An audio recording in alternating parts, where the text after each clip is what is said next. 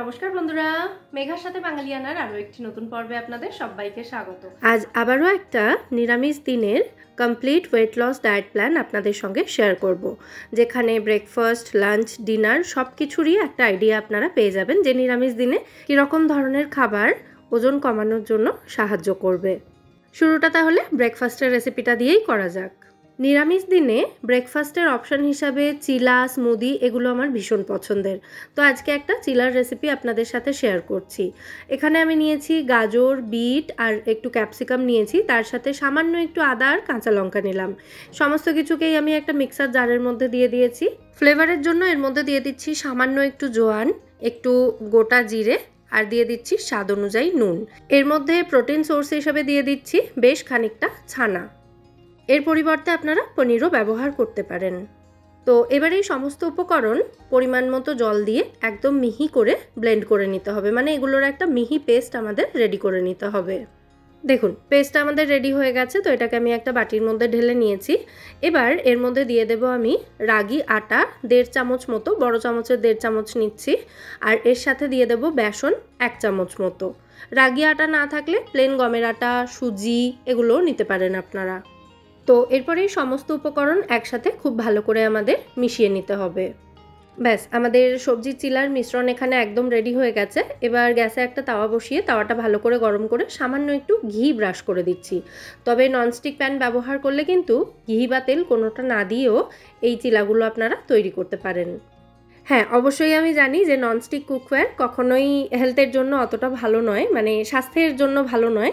তো সেই কারণে না ব্যবহার করাই ভালো। কিন্তু যখন extreme weight loss diet plan আপনি ফলো করবেন, মানে যেখানে তেল, ঘি এগুলো কিছুই আপনি ব্যবহার করতে চাইছেন না, তখন কিন্তু খাবার বানানোর জন্য ননস্টিক প্যানটা ইউজ করতে পারেন আপনারা। এটা ভীষণই হেল্প করবে খাবারগুলো একদম প্রপারলি তৈরি করতে। তারপরে যখন মাস 2-2.5 পরে আপনার ওজন অনেকটা কমে যাবে এবং আপনি রেগুলার খাবারে সুইচ করবেন, মানে হালকা তেল মশলা দেওয়া খাবারে সুইচ করবেন, তখন আবার আমাদের রেগুলার যে খাবার বানানোর কুকওয়্যারগুলো, মানে স্টেনলেস স্টিল যেগুলো আমরা সাধারণত ব্যবহার করে থাকি, সেগুলোতে সুইচ করতে পারি। যাই হোক, এবার এই যে মিশ্রণটা রেডি করেছিলাম চিলা বানানোর জন্য, সেই মিশ্রণটা এই প্যানটার ওপরে, মানে ঘি মাখানো প্যানটার ওপরে অল্প অল্প করে দিয়ে দিলাম চিলার মতো করে। 2-3 মিনিটের মধ্যেই যখন দেখবেন এই চিলার ওপরের পোর্শনটা এরকম একটু ড্রাই হতে শুরু করেছে, তখন এগুলো খুব সাবধানে হালকা হাতে উল্টে দিতে হবে। এই চিলাগুলো প্রপারলি কুক হতে মোটামুটি 4 থেকে 5 মিনিট করে সময় লাগবে। আর যে পরিমাণ মিশ্রণ আমরা এখানে বানিয়েছি তাতে টোটাল এরকম 5টা চিলা তৈরি হবে। যে 5টা চিলাই আপনি খেতে পারেন, কারণ উপকরণ কিন্তু খুবই কম পরিমাণে নেওয়া এবং সেটা একজনের জন্য যথেষ্ট। তবে আমি নিজে 3টের বেশি কিন্তু খেতে পারি না। যাই হোক, 5টা চিলা খেলে আমার মনে হয় পেট খুব ভালোভাবে ভর্তি হয়ে যাবে। আর এর সাথে কোনো সিজনাল ফলও রাখতে পারেন ব্রেকফাস্টে। যদিও এই চিলাগুলো শুধুই খেয়ে নেওয়া যায়, এর সাথে অন্য কিছু না হলেও চলে, তাও একটু টক দই, একটু রায়তা বা পছন্দ মতো কোনো চাটনি, যেমন গ্রিন চাটনি বা কাঁচা টমেটোর চাটনি, এগুলোও আপনারা রাখতে পারেন। সসটা না খাওয়ারই চেষ্টা করবেন যখন extreme weight loss diet plan follow করছেন। আচ্ছা, এই তো হলো আমাদের ব্রেকফাস্টের মেনু। এবার চলে যাচ্ছি ডিরেক্টলি লাঞ্চের মেনুতে। লাঞ্চে একদমই বাড়িতে বানানো কম তেল মশলার খাবার দাবার, মানে যা বাড়িতে রান্না হবে সেগুলোই আপনারা রাখতে পারেন প্লেটে, তবে অল্প পরিমাণে। যেমন আমি একটা থালি আইডিয়া দিই। এখানে রয়েছে অল্প পরিমাণে ভাত, তার সাথে উচ্ছে আলু সেদ্ধ রয়েছে, আলুর পরিমাণেতে একদমই কম রয়েছে। আর তার সাথে রয়েছে এখানে ভেন্ডি পোস্ত, মানে ঢ্যাঁড়স পোস্ত যেটাকে আমরা বলি, রয়েছে একটু ঘন করে করা মুগ ডাল, তার সাথে রয়েছে মটর পনির আর শসা, দই, এগুলো তো প্রত্যেক দিন থাকেই। আবার যেদিন অত কিছু খেতে ইচ্ছে না করে সেদিন একদম সিম্পল উচ্ছে আলু সেদ্ধ মাখা আর তার সাথে একটু সয়াবিনের তরকারি বা একটু পনিরের তরকারিও রাখি আমি। কম তেলে রান্না করা যে কোনো খাবার আপনারা খেতে পারেন, তবে সেই রান্নায় যদি আলু দেওয়া থাকে তাহলে অবশ্যই আলুগুলো কম নেওয়ার চেষ্টা করবেন বা একবারে পারলে বাদই দিয়ে দেবেন। আর এর সাথে মানে প্রত্যেক দিন লাঞ্চের প্লেটে একটু স্যালাড, মানে একটু শসা, একটু টক দই, এগুলো রাখার চেষ্টা করবেন। আচ্ছা, ব্রেকফাস্ট লাঞ্চের পরে এবার চলে যাচ্ছি ডিনারের প্রিপারেশনে। ডিনারে আমি সাধারণত ভাত, রুটি এগুলো স্কিপ করে একটু প্রোটিন বেসড কোনো খাবার দাবার খাওয়ার চেষ্টা করি। তো আজকে আমি বানাচ্ছি প্রোটিন স্যালাড। আপনারা পেট ভরে এই স্যালাড কিন্তু খেতে পারেন, মানে যত ইচ্ছা খান, কোনো অসুবিধা নেই। আচ্ছা, এই স্যালাডটা বানানোর জন্য আমি এখানে মুগ স্প্রাউট নিয়েছি। গোটা মুগ ডাল, মানে যেগুলোকে আমরা তরকার ডাল বলি, সেই তরকার ডাল 6 থেকে 8 ঘন্টা মতো জলে ভিজিয়ে রাখতে হবে। তারপর যখন ডালটা ফুলে যাবে তখন ওই ডালটাকে একটা ছাঁকনির মধ্যে নেবেন। আমি যেমন এই ছাঁকনিটা থেকে ঢালছি, ওই ছাঁকনির ওপরে ডালটা রেখে নিচে একটা পাত্রে অল্প একটু জল রেখেছিলাম।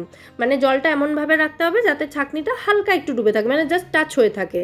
ওইভাবে যদি ডালটা ছাঁকনির ওপরে রেখে দেওয়া হয় মোটামুটি 12-14 ঘন্টার মধ্যেই এরকম স্প্রাউট তৈরি হয়ে যাবে। তো স্প্রাউটগুলো চাইলে কাঁচাও খাওয়া যেতে পারে, তবে অনেক সময় ডাইজেশনে একটু প্রবলেম হয় স্প্রাউট কাঁচা খেলে, তাই চেষ্টা করবেন স্প্রাউট হালকা একটু ভাপিয়ে নেওয়ার। মানে এরকম একটা স্ট্রেনারের ওপরে রেখে আমি স্প্রাউটগুলোকে 10 মিনিট মতো স্টিম করে নিচ্ছি। ডিরেক্ট জলে সেদ্ধ করবেন না, তাহলে তার নিউট্রিয়েন্টস কিন্তু অর্ধেক ওই জলের সাথে বেরিয়ে যাবে। এরকম হালকা একটু স্টিম করে নেবেন, দেখবেন স্প্রাউটগুলো একটু নরম হয়ে আসছে হালকা, জাস্ট ওটুকুই কিন্তু যথেষ্ট। তো এবার এই স্প্রাউটগুলো নামিয়ে ঠান্ডা করতে দেবো আমি। আচ্ছা, এই স্প্রাউট চাট বা স্প্রাউট স্যালাডে আমি একটু পনির ব্যবহার করছি। এখানে পনির ছোট ছোট কিউব করে কেটে আমি হালকা একটু সেঁকে নিয়েছি ঘিয়ে। তবে পনির কিন্তু কাঁচাও ব্যবহার করা যেতে পারে। স্যালাডের মধ্যে এই পনিরটা প্রোটিন অ্যাড করবে, তার সাথে খেতেও ভালো লাগবে আর অনেকটা ফিলিং হবে, মানে পেটটাও ভর্তি রাখবে। আচ্ছা, এবার এই পনিরটার মধ্যে আমি নিয়ে নিচ্ছি গ্রেট করা শসা, গাজর এবং বিট। এদিকে আমাদের স্প্রাউটটাও এখন অনেকটাই ঠান্ডা হয়ে এসেছে, তো এটাকে সাইডে রাখছি আমি। আরও কিছু উপকরণ এর মধ্যে দিয়ে দিচ্ছি, যেমন এর মধ্যে কিছুটা টমেটো আর কাঁচা লঙ্কা কুচি অ্যাড করব আমি। আগে ভালো করে এগুলো মিশিয়ে নিচ্ছি, তারপর টমেটো কাঁচা লঙ্কা কুচিটা দিয়ে দিচ্ছি। আর এর সাথে ভীষণ ইম্পর্টেন্ট কিন্তু ডিনারের টাইমিংটা। ডিনারটা চেষ্টা করবেন 7:30 থেকে ম্যাক্সিমাম 8টার মধ্যে কমপ্লিট করার। মানে রাতের খাবারটা সবসময় একটু তাড়াতাড়ি খেয়ে নেওয়ার চেষ্টা করবেন যখন আপনি weight loss diet plan follow করছেন। তো আবারও সমস্ত উপকরণ আমি খুব ভালো করে মিশিয়ে নিচ্ছি, তারপর এর মধ্যে ঠান্ডা করে রাখা স্প্রাউটটা দিয়ে দেব। এই স্প্রাউট চাট বা স্প্রাউট স্যালাড খেতে কিন্তু দুর্দান্ত টেস্টি হয়, আর সাথে ভীষণ হেলদিও। আপনি যদি weight loss diet plan follow নাও করেন তাহলেও এটা খেতে পারেন ডিনারের জন্য, বা ব্রেকফাস্টেও খেতে পারেন। এটা কিন্তু ভীষণ ভালো, মানে শরীরের পক্ষে ভীষণ ভালো আর খেতেও ভীষণ ভালো লাগে। আচ্ছা, আবারও সমস্ত উপকরণ ভালো করে মিশিয়ে নিয়ে এটাকে আমি দুটো ভাগে ভাগ করে নিচ্ছি, কারণ ওটা টোটালটা দুজনের জন্য। তো যেটা আমি খাবো তার মধ্যে নিয়ে নিচ্ছি এখানে বেশ খানিকটা পরিমাণে লেবুর রস, ওই 1 টেবিল চামচ মতো দিয়ে দিচ্ছি। আর তার সাথে দেবো একটু বিট নুন। কেউ চাইলে এতে একটু চাট মশলা দিতে পারেন, একটু পেঁয়াজ কুচি অ্যাড করতে পারেন, মানে টেস্টটা বাড়ানোর জন্য নিজেদের পছন্দ মতো উপকরণ আপনারা এখানে অ্যাড করতে পারেন।